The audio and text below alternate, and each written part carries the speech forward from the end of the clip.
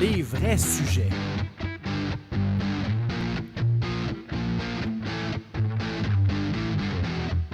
Les vraies questions.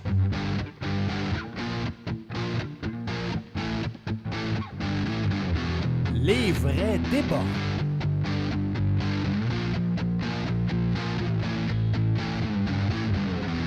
Les vraies affaires.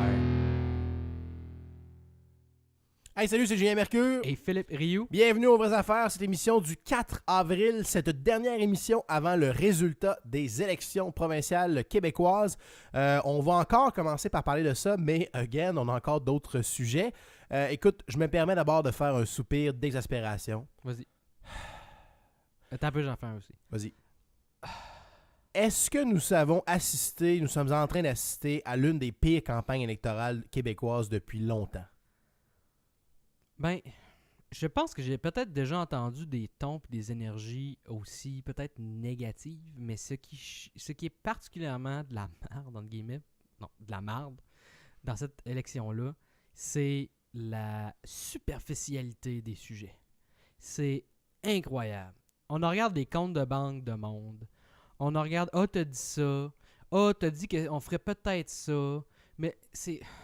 Écoute, il y a tellement aucun problème à être en train commencé d'être résolu en ce moment. Je pensais à ça tantôt, puis je me disais, on en est depuis 2 semaines, depuis 1 semaine et demie, la campagne électorale a réussi à en arriver au bipartisme à sa plus simple expression. Chacun des 2 partis qui ont une chance légitime d'avoir le pouvoir, si tu leur demandes pourquoi il faut voter pour eux, ils vont répondre pour pas que les autres prennent le pouvoir. C'est hot. C'est le plus bas dénominateur commun. Pourquoi voter pour le PQ pour pas que les libéraux reviennent au pouvoir? Pourquoi voter pour les libéraux pour pas que les PQ restent au pouvoir? C'est imagine, tu vas acheter un char, je sais pas, tu rentres chez Volkswagen, puis tu dis « Hey, moi là, pourquoi j'achèterais un Volkswagen? » Puis tu regardes, c'est pas une Ford. Puis là, t'es supposé de vouloir rester là? T'es supposé de... Non, mais le pire, c'est qu'il dit c'est pas une Ford. C'est pas une Ford, il donne un petit coup, puis c'est pas une Ford. C'est vraiment de la merde, les Ford, hein? Tu devrais évidemment savoir que c'est de la merde. Hein? Puis dans ce contexte-là, les 2 seuls partis qui semblent au moins dire pourquoi le char est bon, c'est la CAQ puis le QS. Exactement. Pauline Marois est dans la game de faire peur au monde par rapport aux libéraux. Et Philippe Couillard est dans la game de faire peur au monde avec un possible référendum, comme si Pauline Marois, ça ait démangé la noune de faire un référendum, alors que c'est pas vrai. Mais, écoute, je l'entendais quand je reviens de Montréal, souvent, j'écoute CBC en anglais beaucoup, mais là, je revenais de Montréal, puis ça en donnait qu'il était à la radio, puis je veux dire, ce qui est drôle, c'est quand il parle à la radio anglophone, il peut encore plus spinner de la peur, genre cristallisée, marketing pour ça. Oui, là, c'est comme, vous comprenez pas, là, il va y avoir un référendum, puis là, ça va être vraiment épeurant si on fait, mais là, vous avez raison, c'est la fin du monde, puis là, t'es là, c'est tout ce que t'as à vendre, là. C'est ça, puis les vraies affaires, entre guillemets, des jobs. Et là, j'ai tellement hâte que Philippe Couillard soit pas capable de créer des jobs, puis qu'ils disent, ouais, mais dans le fond, le gouvernement, ils font pas full de jobs. Puis tu dis, sérieux? Non, il va commencer par dire, ouais, dans le fond, c'est parce qu'on pensait pas que ce que le PQ allait nous laisser, c'était aussi pire que ça. En 18 mois, là, il avait dit ça, il dit, the PQ put us in the red. Je suis comme, parce qu'on n'était pas avant dans le red? De mon souvenir, les dernières années, les années Charest, on était dans le déficit, là. Mais en tout cas, Écoute, parlons des derniers développements de la campagne électorale, et on a encore là-dessus plein de sujets. Alors, est-ce qu'on parle de Jeannette Bertrand? Est-ce qu'on parle... Écoute, je me tente pas parce que c'est...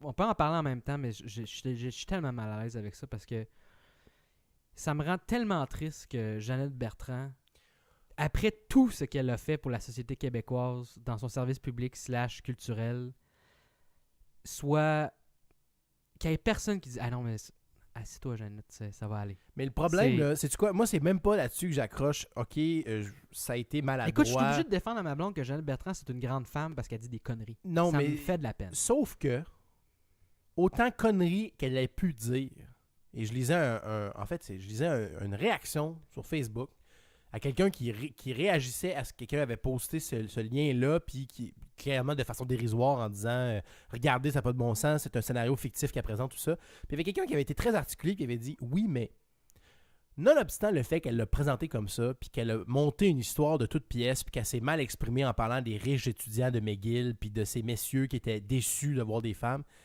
derrière ça, là, il y a une grande part de la population que c'est exactement de ça qu'ils ont peur. Oui, mais... Et Oui, laisse-moi finir. vas-y. Non, mais laisse-moi finir.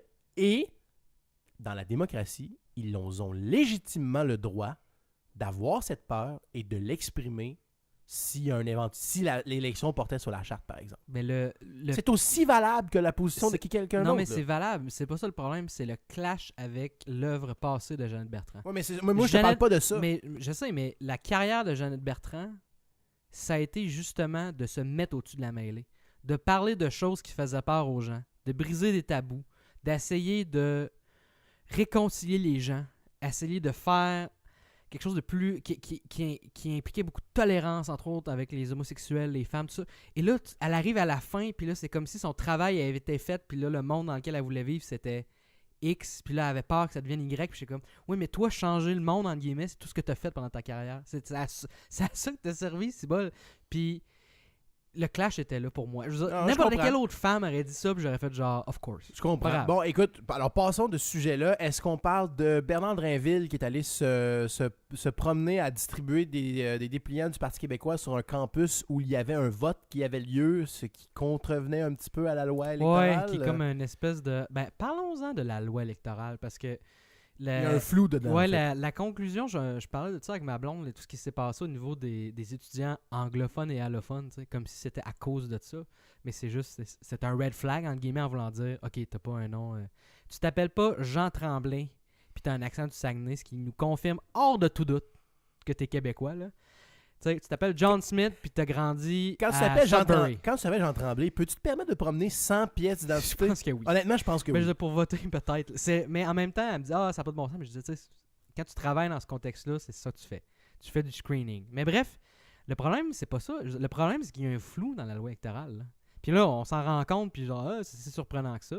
Mais c'est vrai, il faudrait peut-être régler ça. Là. Oui, mais en même temps, la phrase que Pauline Marois a dit pour dire il y a un flou dans la loi, ce qui lui a permis de faire ça, c'est un peu l'équivalent de dire j'ai checké bien comme faux, puis j'ai vu qu'il y avait un endroit où ça fitait, puis je pouvais contrevenir à l'esprit de la loi, Ouais. puis je l'ai fait. Et malheureusement, je suis d'accord. OK, il a raison. Il a respecté la loi parce qu'il y a un flou, puis ça fitait. Mais quand tu te mets à chercher la loi pour en trouver des flous, puis exploiter pour aller à l'encontre de l'esprit, sans dit long sur ton degré d'intégrité. Non, et je puis- dis pas que Bernard Oh, oui. Drinville n'a pas d'intégrité, là, mais ça paraît mal, en particulier dans une campagne T'sais, actuelle qui se mais- porte sur l'intégrité. Mets-toi dans la peau de ce gars-là qui est, je sais pas, à son McDonald's le matin, puis il est en campagne, puis il dit, hey, on va aller distribuer des affaires dans un campus d'université. Puis là, y a-tu quelqu'un dans son staff qui a dit, hey, tu penses pas que ça serait genre pas idéal? T'sais, Tu penses il pas qu'on vote pourrait pas aujourd'hui, là. aller ailleurs? Ah non, on va y aller par... Pourquoi, là? Non, j'ai checké, T'sais- puis on peut. Tu sais, tu vas-tu changer quelque chose en distribuant des dépliants à 2-3 étudiants? Là? Au lieu de, quelqu'un te voit là, puis il fait comme, attends une minute, c'est pas full cool, là, ce que t'es en train de...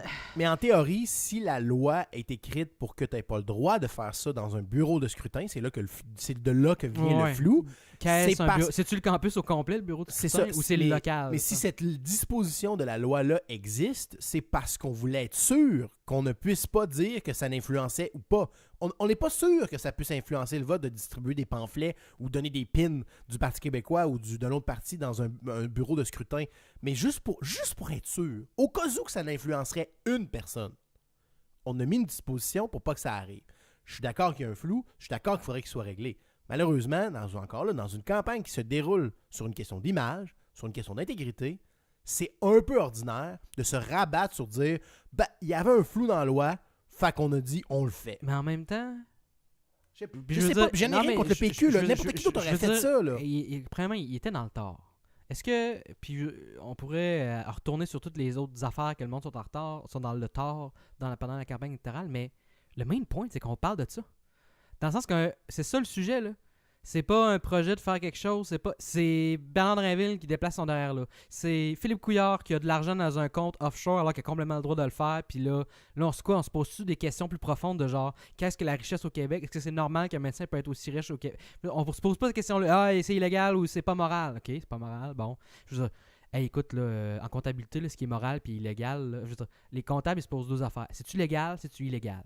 Si c'est légal, on le fait. puis c'est illégal, on le fait pas. Ça demeure une Puis question... c'est depuis toujours, là. Non, C'est mais pas nouveau, là. Oui, mais ça demeure une question pertinente de demander à quelqu'un s'il est conscient de la moralité de ses actes, même si la principale préoccupation devrait être exclusivement la légalité. C'est une bonne question. Oui, Il y avait raison de se rabattre sur la légalité de ses actes. Mais ce que je veux dire, c'est qu'on se ramène pas plus à la question fondamentale. T'sais. Non, mais l'élément dont on parle se rapporte, c'est qu'en fait, on parle de symptômes de l'intégrité plutôt que de parler de la question de l'intégrité véritablement. Parce que ça aurait pu être un véritable enjeu de la campagne. Tu sais, le Barrett, là, on a vu combien il a été payé pour s'en aller de sa job de représentant de l'Association des médecins spécialistes, a.k.a. le lobby des médecins spécialistes. Exact.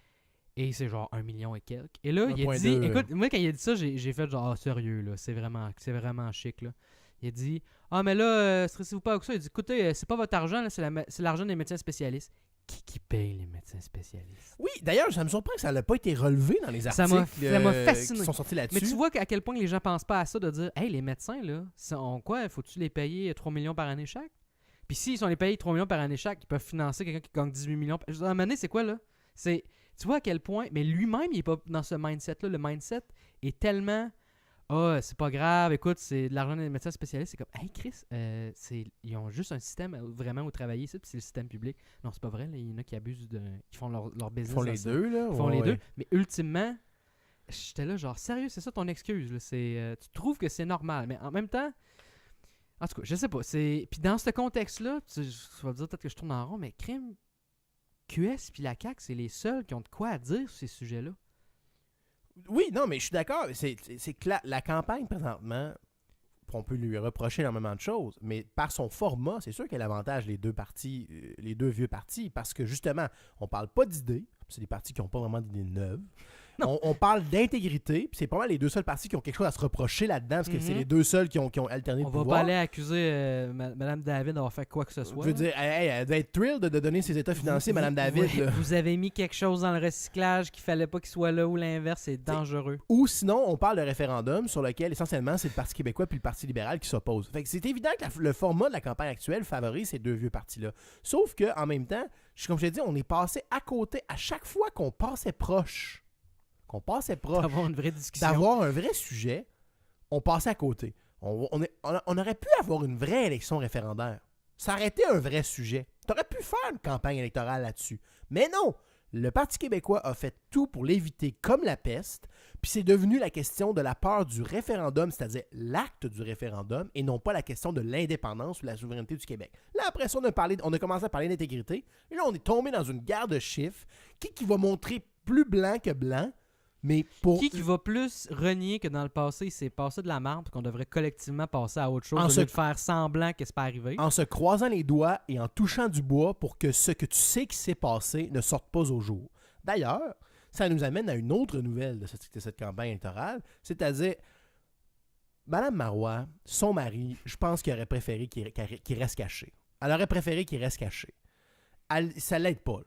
Ouais, mais il reste caché, là. Qu'est-ce qu'il fait? Là? Non, mais je veux dire qu'on n'en parle pas. Mais là, malheureusement, oui, là, mais ce que je veux dire, c'est que il est autant caché que la femme de Philippe Couillard. Qu'elle aurait pu, là. Y a-tu d'ailleurs Non, c'est vrai, il est une blonde? En tout cas, peu importe. C'est pas important. Il est divorcé. Mais il s'est divorcé à un point à un moment donné. D'ailleurs, l'affaire du compte offshore, je crois que ça a été sorti parce que quelqu'un est allé fouiller à la cour municipale de Sherbrooke pour aller fouiller son jugement de divorce. Oui, parce que c'est impossible de trouver le papier qui dit combien il y avait d'argent au total, je pense, à la fin, quand il a retiré ça, ou combien il a payé d'impôts là-dessus. Je pense que c'est ça la question. Mais en même temps, c'est parce que c'est confidentiel, parce que rendu là, c'est une affaire entre lui et Revenu Québec. Puis je veux dire, honnêtement, c'est pas ça l'important. Non. Mais comme je te dis, c'est des détails. On pourrait parler d'intégrité au global, mais on parle des détails. On s'enfarge dans les one-liners puis dans les flèches que tu peux envoyer à l'adversaire plutôt que d'avoir un vrai débat puis une vraie discussion. J'entendais un gars puis je veux dire, il y a plein de gens de plein de domaines différents qui ont la même doléance. Là. Il y a un gars qui parlait d'informatisation de l'État qui je pense, animait une espèce de panel sur l'informatique dans les États, etc. Il dit, là, on s'astine pour des niaiseries, puis nous autres, on parle de trucs qui pourraient nous sauver, genre, dans le coin de 1 milliard par année, si on change comment on fait notre informatisation, puis personne nous écoute.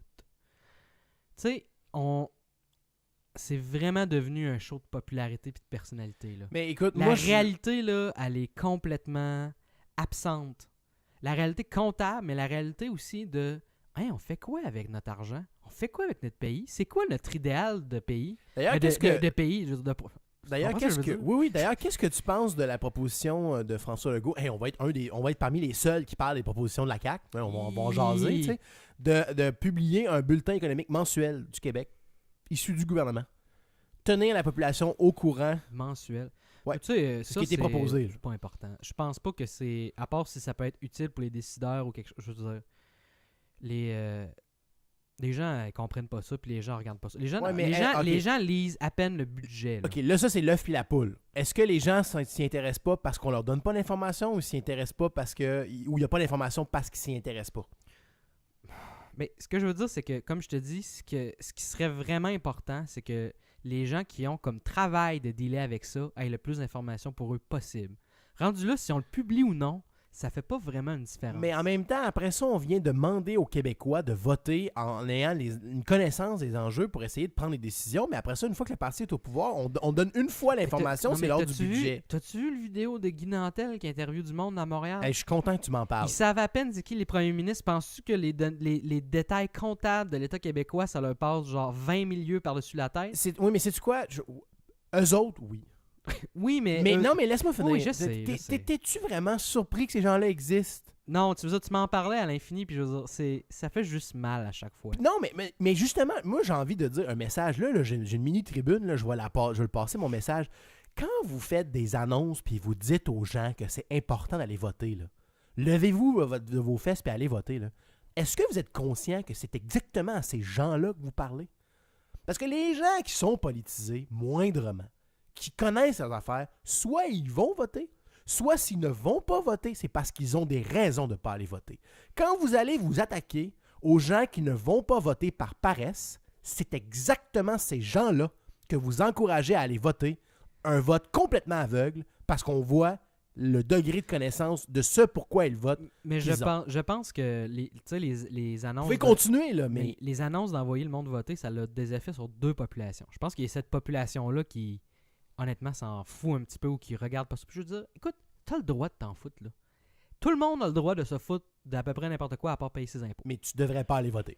Mais peut-être que tu devrais pas aller voter. Mais il y a aussi une classe de gens qui s'intéressent à la politique ou qui regardent ça, qui ont suffisamment une opinion semi-construite, mais qui sont peut-être désillusionnés ou démotivés d'aller voter. Ces gens-là, je pense que c'est important de les motiver à aller voter. Mais là, je suis pas d'accord avec toi. Moi, je devrais dire, au contraire, c'est une forme de protestation que de choisir de ne pas aller voter contre l'ensemble du système. Donc, non. Mais en même temps, ça stimule-tu tant que ça du monde d'aller voter, ces annonces-là? Ah non, mais je ne sais pas. Ce que je veux juste dire, c'est ne nous faisons pas d'illusions. Quand les gens, que ce soit les membres des partis le jour d'élection ou les annonces pendant la campagne électorale qui encouragent les gens à aller voter, sachez et sachons que les gens que vous encouragez à aller voter, c'est ces gens-là. Alors, en partie. Ouais. Mettons en majorité, mais pas entièrement. On va trouver un terrain d'entente, là. Mais l'important, c'est juste, soyons-en conscients et ne soyons pas surpris que nous avons une campagne électorale dans laquelle le débat s'élève à peu près aussi haut qu'une pousse d'herbe, essentiellement. Ça reste pas mal au plancher des vaches. Prévision. Hey, ça, on wrap up ça. Toi, parce que c'est la dernière truc avant l'élection. Ta prédiction. Vas-y, je me lance après. PLQ minoritaire. Parfait. Moi, je vais dire PQ minoritaire. Je pense que c'est encore possible. Ah ouais? Je pense que oui. Je pense que les libéraux, le message de peur référendaire s'essouffle tranquillement et ça revient tranquillement sur la question du bilan économique et je pense que la CAQ est capable d'aller chercher des votes. Et ça va venir faire le jeu de balancier. Ben en même temps, je pense que c'est un peu ce qui va arriver, mais que ça va plus nuire aux péquistes. Donc, écoute, on dit essentiellement blanc, bonnet, là, bonnet, on blanc. Va... Puis, écoute, t'es-tu prêt à dire au monde pour qui tu vas voter? Est-ce que ça te dérange ou tente ou tu le sais pas encore? Non, écoute, oui, je suis prêt. Dans le fond, c'est très récent parce qu'au départ, je pensais donner mon vote à des partis plus limitrophes pour essayer d'encourager la naissance d'options autres que les des deux partis et même que la CAQ aussi. Les quatre, là, en fait, que les quatre. Non, mais j'aurais pu voter Québec solidaire. Pour moi, c'est encore un parti qui est limitrophe. Je le rentre là-dedans, là, mais je rentre aussi Option nationale, Parti conservateur et les autres parmi les 19 partis officiellement inscrits à la liste électorale, qui ne sont pas dans mon comté. Je vais probablement voter pour la CAQ, par contre, parce que c'est la solution mitoyenne entre justement favoriser l'émergence d'une voix autre que le Parti québécois ou le Parti libéral, sans non plus, disons, pas perdre mon vote, mais aller vraiment dans le côté plus obscur de la force. Donc, c'est... Toi, es-tu prêt à te lancer? Es-tu prêt à te mouiller? Moi, j'hésite Puis si tu regardes une logique gauche-droite, ça ne fait pas de sens, mais laissez-moi m'expliquer. J'hésite entre la CAQ et Québec solidaire. Tu vas me dire que mon hésitation est peut-être étrange, mais en même temps, c'est les deux seuls partis qui semblent être en mode solution moindrement. Non, mais en fait, c'est tellement une campagne électorale d'ordinaire que ça fait du sens ce que tu fais. Parce que c'est tellement les deux seules véritables options parmi les quatre. Je veux dire, je comprends ce que je veux dire. Ça ne fonctionne pas, logiquement, mais quand tu regardes les options qu'il y a devant toi, c'est tellement pas bon que ça défie la logique et que ça fait du sens, l'hésitation que tu as. Aussi bizarre que ça va sonner, j'ai l'impression que le meilleur Québec qu'on pourrait faire, ça serait 20 personnes de Québec solidaire puis 20 personnes de la CAQ enfermées dans une salle puis trouvez-nous quelque chose en 2 semaines. C'est weird ce que je veux dire, mais en même temps, j'ai comme ce sentiment-là que crime, c'est les deux seuls qui ont quelque chose. Tu comprends que ça, je veux dire, c'est que le PQ puis les libéraux ont tellement créé l'État québécois et notre société au complet dans les dernières années qu'ils sont essentiellement d'accord avec ce qu'ils ont collectivement en alternance créé. Ils ne veulent presque rien changer. Mm-hmm. Ben écoute, alors étrange, ça va se décider dans l'isoloir en ce qui concerne. Ouais. Bon, allez, on passe à un sujet. Tu me parles du clivage gauche-droite, ça va m'amener à notre autre sujet. As-tu suivi un peu les élections municipales françaises? Je sais que c'est bizarre, là, mais c'est parce qu'il y a quand même eu un résultat intéressant. Ben là, j'ai vu les bites, là. Ah, la gauche va dans le caniveau, la droite monte. La gauche a mangé la mornif de sa vie. C'est en France, hein, évidemment, même mais c'est quoi? C'est-tu une claque épique, genre conservateur en 90 avec Clark qui est passé de 130 à 6? Ou c'est de cette magnitude-là. Ça s'approche de ça. Oui, effectivement, c'est pas nécessairement exactement ça. Mais ce qu'il faut comprendre, c'est qu'en France, même si on parle de paliers de gouvernement différents, quand on parle de la gauche puis la droite, c'est transversal. C'est un peu comme aux États-Unis, en fait. Les partis traversent les frontières étatiques et municipales aussi. Exactement. Et essentiellement, écoute, il y a je pense que c'est plus d'une trentaine de municipalités de plus de X 1000 habitants, là, donc qui comptent, là. Excusez de dire ça de même, là, mais qui étaient aux mains des socialistes et qui sont tombés aux mains de la droite, notamment avec une montée fulgurante du Front national. Puis tu sais, quand on parle qu'on a de la droite au Canada, là, regardez un peu ce que le Front national fait en France. Là. Vous allez voir c'est quoi la vraie droite. Là. Puis de la droite qui dépasse le cadre strictement économique pour tomber dans la droite morale et la droite sociale. Et je dis pas ça parce que je dis c'est le démon. Là. Je dis juste c'est de la vraie droite et qui a fait des gains énormes, aussi tant énormes en fait que le premier ministre français a démissionné. Et le président François Hollande a fait un discours, un mea culpa essentiellement en disant je prends acte de la dégelée que je viens de subir, que mon parti vient de subir. Il a nommé un nouveau premier ministre, M. Valls, qui ironiquement est son plus fort potentiel candidat aux prochaines élections présidentielles. Donc il s'est un peu tiré dans le pied, mais il n'y avait pas le choix. Et François Hollande, c'est son dernier mandat, là. C'est fini. Là. Oui. En fait, c'est parce que c'est un désaveu total de la gauche, en fait, qu'il y a eu en France présentement. Et il a nommé, en fait, le nouveau premier ministre qu'il vient de nommer est un émule un peu de Nicolas Sarkozy. Alors déjà, on voit un peu vers quoi on se rapproche. Mais il faut dire que la France, tu sais, je pense qu'il y a une radicalisation en France des deux côtés. Hein, parce que même que les gens de gauche qui ont été désillusionnés de voter pour la gauche qui est plus dans le milieu, ça va bien aller, mais finalement, ils font absolument rien de gauche vraiment. Écoute, eux autres, ils vont aller comme plus à gauche, puis les sénateurs de droite, ils veulent aller encore plus à droite. Écoute, à la seconde où il a nommé ce nouveau premier ministre-là, il a commencé à se faire critiquer par les éléments plus à gauche de son parti. Et alors que même, ça aurait été le moment de dire, écoutez, là, on va pas être dans l'extrême. Là, on vient de comprendre que le peuple français vient de lancer un message relativement clair de par la multiplication des endroits où il y a eu ce renversement-là. Tu sais, si c'est arrivé juste dans 2-3 grandes villes, tu comprends, tu dis, OK, ben écoute, ces villes-là... Le visage municipal français a changé. Ça vient complètement de changer. Et une question qui est très cristallisante, puis ça va faire un petit peu écho à ce qu'on a comme débat ici, c'est la question de l'immigration en France. C'est le clivage gauche-droite est majeur sur ce plan-là. Et dites-vous une chose, si eux pouvaient avoir le droit, se donner la chance de voter une charte un peu comme celle dont on discute nous ici, ça serait la folie, là. Il y aurait énormément de gens là-bas, c'est exactement ce qu'ils attendent du gouvernement, mais malheureusement, c'est pas ce qui se passe présentement. C'est un clivage qui ne propose pas vraiment de solution à ça. Mais je pense que c'est un peu... En fait, il y en a une qui est quasiment déni, puis l'autre, c'est aucune immigration. Il n'y a pas de... Exactement. C'est soit il n'y a pas de problème, c'est correct, tout va bien, ou sinon, il faut vraiment arrêter complètement. On les sort tous, les bruns. Hein. Comme la solution d'ignorer le problème n'a pas fonctionné, eh bien, ça a donné un résultat actuellement qui donne ça, c'est-à-dire une montée fulgurante de la droite.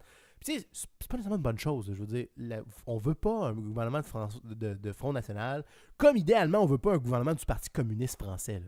Il faut trouver un juste milieu. Ouais. Et malheureusement, là, le résultat de l'élection n'était pas un juste milieu. Donc, ça va être à suivre en ce qui concerne les élections européennes qui s'en viennent dans 3 semaines, genre. Là, c'est bientôt. Non, c'est plus une couple de mois, me semble. Non, tu penses? En tout cas, faudrait voir les dates. peu importe, ça s'en vient. Et essentiellement, ensuite, les prochaines présidentielles françaises, où effectivement, ça risque d'être le chant du cygne de François Hollande. Passons à un sujet plus... léger. Le Canadien s'en va en série. On va faire la série? Oui, on va faire les séries après une magnifique défaite. Une belle défaite. Ouais, mais heureusement, on n'est pas les seuls à perdre. Il y a les Devils et... les Capitals. Les Capitals. En fait, les deux équipes, le Lightning et le Canadien, se sont qualifiés pour les séries en même temps, en jouant un contre l'autre en même temps. Dans la minute que les Devils et les Capitals ont perdu, les deux étaient qualifiés. J'aime beaucoup le système de wild card qu'ils ont installé. Je vais attendre une coupe de saison avant de me prononcer, par contre. Mais oui, j'aime ça. Moi, je trouve que ça fait quand même plus de sens que ce qu'il y avait avant. Mais en tout cas, c'est mon impression. Je pense que ça serait difficile d'argumenter que les 3 top équipes de chaque division ne mériteraient pas une place et qu'en même temps, il y a un pool de 5 équipes qui devraient se battre pour une place en série. En ce moment, je pense que c'est les... de notre côté, en tout cas, c'est les Red Wings et genre Columbus. Ouais, les Sénateurs sont dans la... Ouais, il y a les Sénateurs, il y a Washington. Puis officiellement, mathématiquement, les Maple Leafs... Les Milfs. Les Leafs. Les Leafs, hey, wow. Freud en aurait long à dire là-dessus. Donc, officiellement, les Maple Leafs sont mathématiquement encore là, mais je pense que ça implique qu'il faut qu'ils gagnent toutes leurs games d'ici la fin de la saison. Là, ça s'enligne que le Canadien va être la seule équipe canadienne en série. C'est peut-être les Sénateurs. C'est ça qui reste. C'est le seul espoir. Je pense que Winnipeg est encore dans la course dans l'Ouest. J'ai pas checké, mais peut-être. Ouais, j'ai oublié Winnipeg, je m'excuse. Ben écoute, ça fait pas longtemps quand même. Là, ça fait pas longtemps qu'ils sont compétitifs aussi. Donc c'est ça. Hey, écoute, c'est donc le Canadien. Ta prédiction, les séries? Ben moi, j'ai hâte de voir. Je pense qu'on est on a une meilleure deuxième round? On a un meilleur beat que l'année passée en rentrant dans les séries. Parce que l'année passée, si on se rappelle, on était vraiment haut de la saison. Puis le pire bout de l'année, c'était juste avant les séries. Mais attends, il reste encore 6 games. Il reste encore 6 games, mais ça allait pas bien plus que ça avant quand même, j'ai l'impression. En tout cas, on verra. Mais moi, deuxième round? Deuxième round. Oui, je veux dire, je pense qu'on peut battre le Lightning, parce que visiblement, on va être contre le Lightning. Je pense qu'on peut battre le Lightning, entre autres, à cause de... Il y a des gars qui vont se réveiller, entre autres. Thomas Vanek. Il y a Thomas Vanek qui fait ce qu'on lui demande. Qui, en fait, aussi réveille d'autres joueurs, ce qui est bien. Puis Carey Price aussi, qui je veux dire... Carey Price, quand il est dans sa zone, il est tough. Là. Mais là, t'as peu, là. C'est ça, là. C'est pas pour rien qu'il a gaulé aux Olympiques. Non, je veux dire, si les gens n'avaient pas encore réalisé que Carey Price, c'est quand même un bon gardien en général. Et c'est pas le... Il était déjà très bon et s'est beaucoup amélioré dans les 2 dernières années. Sauf que, tu sais, je veux dire, c'est une reconnaissance de la part du monde du hockey là, que de gauler pour Équipe Canada. Je te dis pas que si t'avais l'équipe d'étoiles mondiale, ça serait nécessairement lui, là. Mais au Canada, je veux dire, il faut arrêter de nier, là. Quand même. Hey, j'ai un dernier petit sujet pour toi, puis je te prends par surprise un peu parce que je ne l'avais pas mis sur le plan. Là. As-tu entendu parler d'une initiative d'un jeune étudiant aux États-Unis de 14 ans qui a proposé une très simple solution au gouvernement fédéral américain pour sauver l'équivalent de 400 millions de dollars par année? Ouais, de changer la police. Il a fait une étude qui comparait effectivement les polices et surtout la quantité d'encre qui s'apprenait pour faire les principales lettres de l'alphabet qui sont utilisées en anglais. Et il a dit qu'en adoptant la police Garamond, il pouvait sauver 400 millions de dollars au gouvernement à l'échelle fédérale et state. Là. Mais je pense qu'il y avait quelqu'un qui avait résumé un petit peu mon sentiment sur c'était « Ah, mais c'est moins facile à lire, cette police-là. Parce que c'est moins gros. » J'étais là, OK. Mais tu sais, tu parles de 450 millions de tout ce qui est imprimé dans les États-Unis. C'est les gros États-Unis, là. Non, mais on parle C'est- des documents fédéraux, des Oui, documents quand même. publics. Mais c'est sûr que ça devrait être un petit peu examiné, mais d'un autre côté, tout ce qui est papier, de moins en moins. En fait, ça a été la réponse. Ça aurait été une bonne idée en 82. Là. Ça a été Peut-être la moins, là. réponse, en fait, du gouvernement fédéral américain qui a dit « Ah, c'est intéressant, on prend ça, mais en même temps, notre stratégie C'est qu'il y a plus de présentement, papier. c'est d'éliminer tranquillement les impressions papier puis d'aller sur le virtuel, donc le numérique. » Alors, c'est intéressant, on va regarder ça, mais en même temps, ça cadre pas avec l'orientation et on peut les louer pour l'orientation qu'ils ont parce que dans le fond, c'est là qu'on veut qu'ils aillent. Ouais, c'est ça. Idéalement, on peut éliminer, plus on peut éliminer de papier, plus on peut tomber dans le numérique. C'est pas juste bon pour la planète, c'est pas juste bon pour l'environnement, c'est pas juste bon pour les finances, c'est juste plus pratique, c'est juste plus simple, c'est juste plus tout. C'est juste plus. C'est comme le slogan du Parti québécois, c'est plus tout. C'est plus. Plus. Hey, écoute, on est pas mal rentré dans les temps, puis on a épuisé nos sujets. Oui. Alors, avant de cette année, il ne nous reste donc plus qu'à nous souhaiter et à souhaiter à nos auditeurs bonne semaine. Allez voter, là, sauf si vous n'êtes pas intéressé, parce que sinon, restez chez vous. C'est ça. Si vous avez des questions, des commentaires ou des menaces, c'est lesvraiesaffaires@gmail.com. À chaque vendredi, on pose dans les subreddits de Québec et Montréal. Si vous voulez venir nous jaser, c'est là que ça se passe. Puis aussi et surtout, abonnez-vous à notre canal YouTube. Ouais.